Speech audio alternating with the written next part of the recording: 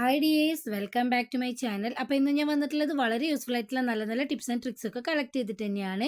അപ്പോൾ വീഡിയോ എന്തായാലും നിങ്ങൾക്ക് ഉപകാരപ്പെടും. വീഡിയോ എല്ലാവരും സ്കിപ്പ് ചെയ്ത് കാണാൻ, ലൈക്ക് ഷെയർ സബ്സ്ക്രൈബ് ചെയ്യാതെ കാണുന്നവരുണ്ടെങ്കിൽ സബ്സ്ക്രൈബ് ചെയ്യുക. കൂടെ ഹൈപ്പ് എന്ന ഓപ്ഷൻ ഉണ്ട്, അതും കൂടെ ഒന്ന് ക്ലിക്ക് ചെയ്ത് സപ്പോർട്ട് ചെയ്യാൻ വേണ്ടിയിട്ട് മറന്നു പോകരുത്. അപ്പോൾ നമുക്ക് നേരങ്ങളായത് വീഡിയോയിലേക്ക് പോകാം. നമ്മുടെ വീട്ടിൽ ശല്യക്കാരെ കൊണ്ടിരിക്കുന്ന പാറ്റ, പല്ലി, എട്ടുകാലി, കൊതുക്, ഈച്ച എന്നിവയെ തുരത്താനുള്ള നല്ലൊരു കിടിലൻ റെമഡിയാണ് ആദ്യമായിട്ട് ഞാനിവിടെ കാണിക്കുന്നത്. അതിന് വേണ്ടിയിട്ട് കുറച്ച് ഗ്രാമ്പു ഞാൻ ഇടികല്ലിലേക്ക് ഇട്ട് കൊടുത്തിട്ടുണ്ട്. ഗ്രാമ്പൂവിൻ്റെ സ്മെല്ല് പ്രാണികൾക്ക് ഒട്ടും ഇഷ്ടമല്ല. അതിന് വേണ്ടിയിട്ടാണ് ഞാൻ ഇവിടെ ഗ്രാമ്പു എടുത്തിട്ടുള്ളത്. ഇത് ചെറുതായിട്ട് നമുക്കിതൊന്ന് കൃഷി ചെയ്തെടുക്കാം. കുറച്ച് അധികം ഉണ്ടെങ്കിൽ നമുക്ക് മിക്സി ജാറിലിട്ട് പൊടിച്ചിട്ട് സൂക്ഷിച്ച് വെക്കുകയാണെങ്കിൽ ആവശ്യത്തിനനുസരിച്ച് നമുക്ക് യൂസ് ചെയ്യാൻ വേണ്ടിയിട്ട് എളുപ്പമായിരിക്കും കേട്ടോ. അപ്പോൾ ഞാൻ ഇതുപോലെ ഒന്ന് പൊടിച്ചെടുത്തിട്ടുണ്ട്. നിങ്ങൾക്ക് എത്രയാണോ വേണ്ടത് അതിനനുസരിച്ച് ഇതിൻ്റെ ക്വാണ്ടിറ്റിയിലൊക്കെ വ്യത്യാസം വരുത്താവുന്നതാണ്. ഇനി ഞാൻ ഇതിൽ ഒരു ബൗളിലേക്ക് ഇട്ട് കൊടുക്കുന്നുണ്ട്. നമ്മൾ യൂസ് ചെയ്യാത്തൊരു യൂസ് ആൻഡ് ത്രോ ബൗൾ എടുക്കുകയായിരിക്കും നല്ലത്. ിലേക്ക് ഇട്ട് കൊടുക്കാൻ വേണ്ടിയിട്ട് പോകുന്നത് വിക്സ് ആണ്. വിക്സിൽ ധാരാളമായിട്ട് മെന്തോൾ അടങ്ങിയിട്ടുണ്ട്. മെന്തോൾ മാത്രമല്ല, എസെൻഷ്യൽ ഓയിൽ, പെട്രോളിയം ജെല്ലി എല്ലാം തന്നെ അടങ്ങിയിട്ടുണ്ട്. നമ്മൾ ഈ ഒരു സൊല്യൂഷനിൽ ചേർത്ത് കൊടുത്തിട്ടുള്ള ഗ്രാമ്പു അതുപോലെ തന്നെ വിക്സിന്റെ സ്മെല്ലൊക്കെ പ്രാണികൾക്കൊന്നും ഒട്ടും ഇഷ്ടമല്ല. അപ്പൊ അതുകൊണ്ടാണ് നമ്മൾ ഇതൊക്കെ ഈ ഒരു സൊല്യൂഷനിലേക്ക് ചേർത്ത് കൊടുക്കുന്നത്. ഇനി ഞാൻ ഇതിലേക്ക് ഒഴിച്ചു കൊടുക്കുന്നത് നല്ല ചൂടുള്ള വെള്ളമാണ്. നമ്മൾ ഡയറക്റ്റ് ആയിട്ട് ഈ ഗ്രാമ്പു അതുപോലെ തന്നെ വിക്സ് ഒക്കെ തിളപ്പിച്ചെടുക്കുന്ന സമയത്ത് അതിൻ്റെ ഗുണങ്ങളൊക്കെ നഷ്ടപ്പെടാനുള്ള ചാൻസ് വളരെ കൂടുതലാണ്. അപ്പോൾ അതിന് വേണ്ടിയിട്ട് നമ്മൾ ഇതുപോലെ ചെയ്തെടുക്കുന്നത്. അതിൻ്റെ ഫ്ലേവറൊക്കെ നന്നായിട്ട് ഇറങ്ങി വരും. അതുപോലെ തന്നെ വിക്സ് ഒക്കെ നമ്മളെ ഈ വെള്ളത്തിൽ നന്നായിട്ട് മെൽറ്റായി വരികയും ചെയ്യും. അതുപോലുള്ള നാച്ചുറൽ റെമഡീസ് ഒക്കെ നിങ്ങൾ ട്രൈ ചെയ്ത് നോക്കുകയാണെങ്കിൽ ഉറപ്പായിട്ട് നിങ്ങൾക്ക് പ്രാണികളുടെ ശല്യം ഒഴിവാക്കാൻ വേണ്ടിയിട്ട് പറ്റുന്നതായിരിക്കും. ഇനി ഇതിൻ്റെ സ്മെല്ല് കുറച്ച് അധിക സമയം തന്നെ ലാസ്റ്റ് ചെയ്യാൻ വേണ്ടിയിട്ട് ഞാൻ കുറച്ച് ഉപ്പാണ് ഇട്ട് കൊടുക്കുന്നത്. കല്ലുപ്പ് ഉണ്ടെങ്കിൽ അത് തന്നെ നിങ്ങൾ എടുക്കാൻ വേണ്ടിയിട്ട് പ്രത്യേകം ശ്രദ്ധിക്കുക. ഇതും കൂടെ ഒന്ന് മിക്സ് ചെയ്ത് നമുക്കൊരു 10-15 മിനിറ്റ് ഇതൊന്ന് റെസ്റ്റ് ചെയ്യാൻ വേണ്ടിയിട്ട് വെക്കാം.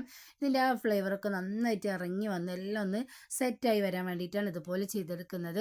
10-15 മിനിറ്റിന് ശേഷം നമുക്ക് അരിച്ചിട്ടൊരു സ്പ്രേ ബോട്ടിലേക്ക് മാറ്റി കൊടുക്കാം.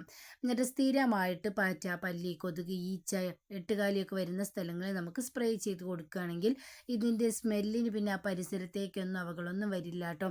നല്ല 100% തന്നെ റിസൾട്ട് കിട്ടുന്ന നല്ലൊരു നാച്ചുറൽ റെമഡി തന്നെയാണ്. സ്പ്രേ ബോട്ടിലാക്കി കൊടുക്കുന്ന സമയത്ത് അരിച്ചതിന് ശേഷം യൂസ് ചെയ്യുക. നമ്മൾ സാധാരണ ബോട്ടിലൊക്കെയാണ് യൂസ് ചെയ്യുന്നതെങ്കിൽ അരിക്കാതെ തന്നെ നമുക്ക് യൂസ് ചെയ്യാൻ വേണ്ടിയിട്ട് പറ്റും കേട്ടോ. ഇതുപോലെ നമ്മൾ രാത്രി കിച്ചണിലൊക്കെ പണിയൊക്കെ കഴിഞ്ഞതിന് ശേഷം നമ്മൾ കൗണ്ടർ ടോപ്പിലും ഗ്യാസ് ടോപ്പിലും അതുപോലെ തന്നെ സിങ്കിലും ഒക്കെ നമ്മളൊന്ന് സ്പ്രേ ചെയ്തിട്ട് കൊടുക്കുകയാണെങ്കിൽ നിങ്ങൾ ശ്രദ്ധിച്ചിട്ടുണ്ടാവും, രാത്രി സമയങ്ങളിലായിരിക്കും പ്രാണികൾ കൂടുതലായിട്ട് നമ്മുടെ കിച്ചണിലേക്ക് വരുന്നത്. അപ്പോൾ ഇത് നമ്മൾ ഇതുപോലെ ഒന്ന് സ്പ്രേ ചെയ്ത് കൊടുക്കുന്നത് മൂലം ഇതിൻ്റെ സ്മെല്ലിന് പിന്നെ പരിസരത്തേക്ക് തന്നെ വരില്ല കേട്ടോ. പാറ്റ ശല്യം കുറഞ്ഞാൽ തന്നെ നമുക്ക് ഓട്ടോമാറ്റിക്കായിട്ട് പല്ലികളുടെ ശല്യം കുറഞ്ഞു വരുന്നതായിരിക്കും. പാറ്റുകളെ പിടിക്കാൻ വേണ്ടിയിട്ടായിരിക്കും പല്ലികൾ കൂടുതലായിട്ട് വരുന്നത്. ഇതൊക്കെ നമ്മൾ ചെയ്യുന്നതിലൂടെ നമുക്ക് എല്ലാ പ്രാണികളുടെ ശല്യം ഒറ്റയടിക്ക് ഒഴിവാക്കാൻ വേണ്ടിയിട്ട് പറ്റും കേട്ടോ.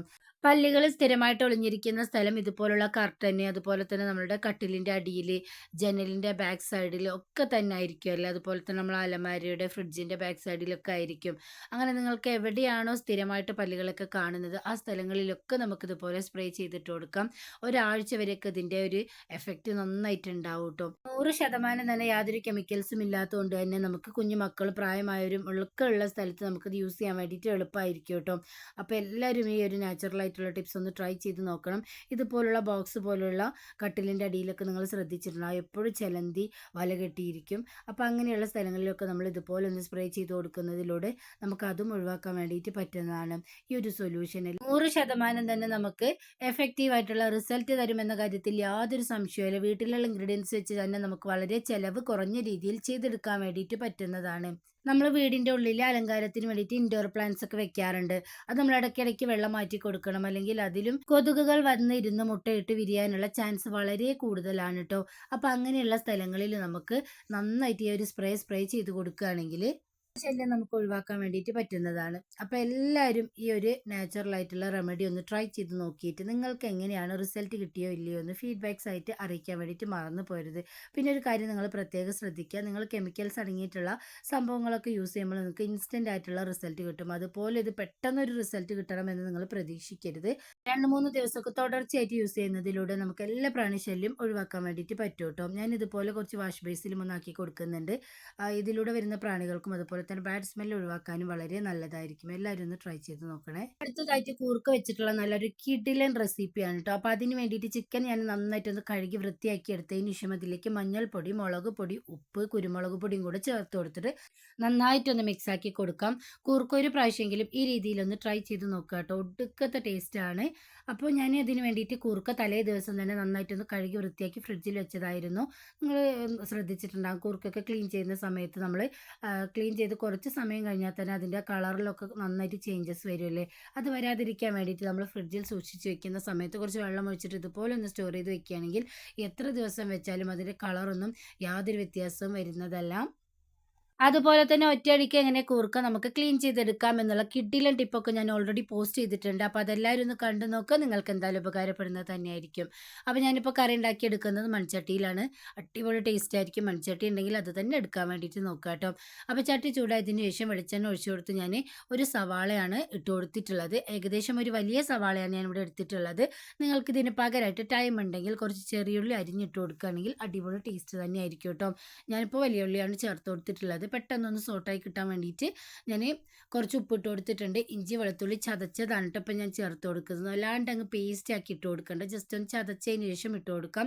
ഒരു 2 തക്കാളിയും കൂടെ ഇട്ട് കൊടുത്തിട്ട് നന്നായിട്ടൊന്ന് മിക്സാക്കി കൊടുക്കാം.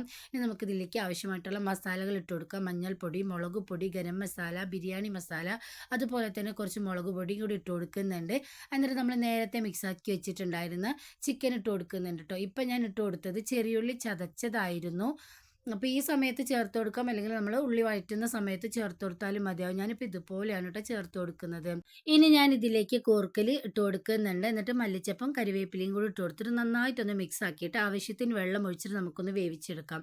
ഈ രീതിയിൽ നിങ്ങൾ കൂർക്കൽ ഇതുപോലെ ചെയ്ത് നോക്കിയിട്ടില്ലെങ്കിൽ ഒരു പ്രാവശ്യമെങ്കിലും ഒന്ന് ഉണ്ടാക്കി നോക്കുക കേട്ടോ. വായിൽ കപ്പലോടുന്ന അടിപൊളിയായിട്ടുള്ള ഒരു റെസിപ്പി നിങ്ങൾ എല്ലാവരും ഒന്ന് ട്രൈ ചെയ്ത് നോക്കുക. ഇത് നന്നായിട്ട് വെന്ത എണ്ണയ്ക്ക് തെളിഞ്ഞ് വരുന്നവരെ ഒന്ന് വേവിച്ചെടുക്കാം. ഈ സമയത്ത് ഞാൻ തേങ്ങ ഒന്ന് വറുത്തെടുത്തിരുന്നു. ഈ ഒരു പരുവത്തിലാണ് കേട്ടോ വറുത്തെടുത്തിട്ടുള്ളത്. എന്നിട്ട് അതിലേക്ക് ചൂടുള്ളത് കൊണ്ട് ഞാൻ കുറച്ച് ഐസ് ക്യൂബ്സ് ഇട്ടൊന്ന് അരച്ചെടുക്കുന്നുണ്ട്. അപ്പോൾ നമ്മൾ കൂർക്കലൊക്കെ നന്നായിട്ട് വെന്ത് വന്നിട്ടുണ്ട്. ഈ സമയത്ത് ഞാൻ തേങ്ങയും കൂടെ ചേർത്ത് കൊടുക്കുന്നുണ്ട്. നമുക്ക് ഫൈനലായിട്ട് ഇതിലേക്കൊന്ന് താളിച്ചിടാം. അതിന് വേണ്ടിയിട്ട് ഞാൻ ചെറിയുള്ളി കരിവേപ്പില നന്നായിട്ടൊന്ന് ഫ്രൈ ആക്കി ഇട്ട് കൊടുക്കുന്നുണ്ട്. ഇത് തികച്ചും ഓപ്ഷണലാണ്. ലാസ്റ്റ് നമ്മൾ ഇതും കൂടെ ഒന്ന് ചേർത്ത് കൊടുക്കുന്ന സമയത്ത് നല്ലൊരു വെറൈറ്റി ടേസ്റ്റ് തന്നെയായിരിക്കും കേട്ടോ നമുക്ക് കറിക്ക് കിട്ടുന്നത്. ചോറിനും ബ്രേക്ക്ഫാസ്റ്റിനും ഒക്കെ അടിപൊളി കോമ്പിനേഷനാണ്. ട്രൈ ചെയ്ത് നോക്കിയിട്ട് ഫീഡ്ബാക്ക്സ് അറിയിക്കുക. അടുത്തതായിട്ട് നമ്മുടെ വീട്ടിൽ ശല്യക്കാരെ കൊണ്ടിരിക്കുന്ന എരി, പെരിച്ചാഴി എന്നിവയ്ക്കുള്ള നല്ല കിഡിലൻ ടിപ്പാണ്. അതിന് വേണ്ടിയിട്ട് ഞാൻ ഇതുപോലെ യൂസ് ചെയ്യാത്തൊരു ബൗൾ എടുത്തിട്ടുണ്ട്. അതിലേക്ക് കുറച്ച് ബിസ്ക്കറ്റ് പൊടിച്ചതാണ് ഇട്ട് കൊടുക്കുന്നത്. നിങ്ങൾക്ക് ഇതിന് പകരമായിട്ട് മാവ് അല്ലെങ്കിൽ നിലക്കടല പൊടിച്ചതൊക്കെ ഉണ്ടെങ്കിൽ അത് ചേർത്ത് കൊടുക്കാം. ഇനി ഞാൻ കുറച്ച് തേങ്ങയാണ് ഇട്ട് കൊടുക്കുന്നത്. കുറച്ച് ബേക്കിംഗ് സോഡ ഇട്ട് കൊടുക്കുന്നുണ്ട്. ഇനി ഞാൻ കുറച്ച് വിനീഗർ ആണ് ഒഴിച്ചു കൊടുക്കുന്നത്. ഇത് നമ്മുടെ എല്ലാവരുടെ വീട്ടിലുമുള്ള ഇൻഗ്രീഡിയൻസ് മാത്രമാണ് ഞാൻ ഇതിലേക്കൊന്ന് ആഡ് ചെയ്ത് കൊടുത്തിട്ടുണ്ടായിരുന്നത്. നമുക്ക് ആവശ്യമായിട്ട് വരുന്ന മെയിൻ ഇൻഗ്രീഡിയൻ്റ് എന്ന് പറയുന്നത് വിക്സ് ആണ് കേട്ടോ. അതും കൂടെ കുറച്ചിട്ട് കൊടുത്തിട്ട് നന്നായിട്ടൊന്ന് മിക്സ് ആക്കി കൊടുക്കാം. നമ്മളിതിൽ ചേർത്ത് കൊടുത്തുള്ള ബിസ്ക്കറ്റിൻ്റെയും തേങ്ങയുടെയും സ്മെല്ല് എലികളെ ഒരുപാട് ആകർഷിക്കും. എന്നിട്ട് എലികൾ അതെടുത്ത് കഴിക്കുകയാണെങ്കിൽ ഇതിൽ ചേർത്തിട്ടുള്ള വിനീഗറിൻ്റെയും ബേക്കിംഗ് സോഡയും അതുപോലെ തന്നെ വിക്സ് ഒക്കെ എലികളുടെ വയറ്റിലേക്ക് ചെന്ന് കെമിക്കൽ റിയാക്ഷൻ കാരണം വയർ വീർത്ത് ചത്തു പോകാൻ ഇടയാവുന്നതാണ്. അപ്പോൾ ഞാൻ എല്ലാം കൂടെ നന്നായിട്ടൊന്ന് മിക്സ് ആക്കിയിട്ട് വെള്ളമൊന്നും ഞാൻ ഇതിലേക്ക് ആഡ് ചെയ്ത് കൊടുത്തിട്ടില്ല കേട്ടോ. നിങ്ങൾക്ക് വേണമെങ്കിൽ കുറച്ച് നെയ്യ് സ്മെല്ലിന് വേണ്ടി ഇതിലേക്ക് ചേർത്ത് കൊടുക്കാം, അല്ലെങ്കിൽ കുറച്ച് ഓയിലായി മതിയാവും. അപ്പോൾ എല്ലാം കൂടെ ചേർത്ത് കൊടുത്തിട്ട് ഇതുപോലെ ഒന്ന് മിക്സ് ആക്കിയിട്ട് എലികൾ സ്ഥിരമായിട്ട് വരുന്ന സ്ഥലങ്ങൾ വീട്ടിൻ്റെ ഉള്ളിലായാലും പുറത്തായാലും ഒക്കെ നമുക്ക് വെച്ച് കൊടുക്കാവുന്നതാണ്. 100% തന്നെ റിസൾട്ട് കിട്ടുമെന്ന കാര്യത്തിൽ യാതൊരു സംശയമില്ല. പെട്ടെന്ന് നമുക്ക് ഉണ്ടാക്കിയെടുക്കാനും പറ്റും. അപ്പോൾ ഞാൻ വീടിൻ്റെ പുറത്താണ് കേട്ടോ ഇത് വെച്ച് കൊടുക്കുന്നത്. സന്ധ്യാസമയത്ത് എലികൾ വരുന്ന സ്ഥലങ്ങളിൽ നമുക്കൊരു ചിരട്ടയിലോ അല്ലെങ്കിൽ ഡയറക്റ്റ് ആയിട്ട് അവകൾ വരുന്ന ഹോളിലൂടെ ഒക്കെ ഇട്ട് കൊടുക്കാവുന്നതാണ്. ഉറപ്പായിട്ടും എലികൾ എടുത്ത് കഴിക്കുമെന്ന കാര്യത്തിൽ സംശയമില്ല. അപ്പം ഞാൻ ഇതുപോലെ ഒന്ന് വെച്ച് കൊടുക്കുന്നുണ്ട് കേട്ടോ. സന്ധ്യാസമയത്ത് വെച്ച് കൊടുക്കുക. രാവിലെ അത് കഴിച്ചിട്ടില്ലെങ്കിൽ എടുത്ത് മാറ്റാൻ പ്രത്യേകം ശ്രദ്ധിക്കുക. കുട്ടികൾക്ക് കഴിക്കാനുള്ള ചാൻസ് ഉണ്ട്. അപ്പോൾ ഈ ഒരു നാച്ചുറൽ ആയിട്ടുള്ള റെമഡി എല്ലാവരും ഒന്ന് ട്രൈ ചെയ്ത് നോക്കിയിട്ട് നിങ്ങളുടെ ഫീഡ്ബാക്ക്സ് അറിയിക്കുക. ഇന്ന് കാണിച്ച എല്ലാ ടിപ്സും എല്ലാവർക്കും പ്രയോജനകരമായി എന്ന് ഞാൻ വിചാരിക്കുന്നു. ഇത്രയും നേരം വീഡിയോ കണ്ട് സപ്പോർട്ട് ചെയ്ത എല്ലാവർക്കും ഒരുപാട് നന്ദിയുണ്ട്. പുതിയ നല്ലൊരു വീഡിയോ ആയിട്ട് ഇനി നിങ്ങളുടെ മുന്നിലേക്ക് വരുന്നത് വരെ എല്ലാവർക്കും ബൈ.